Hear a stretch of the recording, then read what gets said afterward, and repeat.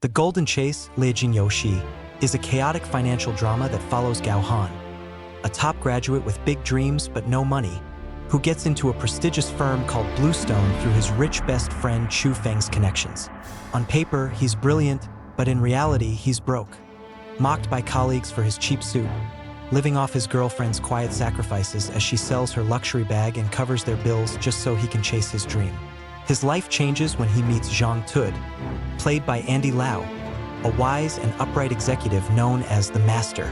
Zhang believes in honesty and refuses to play dirty in a world obsessed with profit. Under his mentorship, Gao learns not just finance but ethics, how to make money without losing his soul. But soon, temptation creeps in. The ruthless CEO Helen dangles the ultimate bait: a promotion, a fat bonus, and the chance to buy a house. If Gao can convince his mentor to sign off on a fraudulent company's listing, torn between ambition and loyalty, Gao gives in, betrays his mentor, and hands over evidence that was supposed to expose corruption, not fuel it. The deal goes through, Zhang resigns in heartbreak, and Gao's life skyrockets.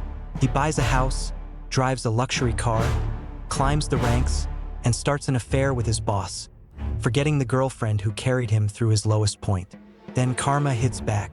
His best friend Chu Feng's family business, Zhuaning, is about to go public, and Bluestone becomes its financial advisor. Hidden in the contract is a deadly bet-on clause. If the stock falls, Chu Feng's family loses everything. What Gao doesn't know is that Bluestone and a foreign rival are secretly colluding to short the company, using him as the perfect insider to destroy the people who once helped him. When Zhuaning collapses, Chu Feng's father dies from the shock. His family is ruined, and Gao finally realizes the monster he's become. As if that's not enough, CEO Helen leaks his affair to his girlfriend, leaving him completely alone. In guilt and despair, he turns back to his mentor, begging for forgiveness and help. And somehow, for reasons that only make sense in the script, Zhang forgives him. Together with Chu Feng, they launch a desperate counterattack against Bluestone and the foreign company, using fake news, hidden stock trades, and even a fake Middle Eastern prince to create panic in the market. Zhang plays a dangerous game to expose the corruption. It works, kind of. The villains are cornered, but everyone, including Gao, ends up facing justice. The mentor, the CEO, the friend, and Gao himself are all charged with market manipulation. Chu Feng is sentenced to years in prison and banned from business.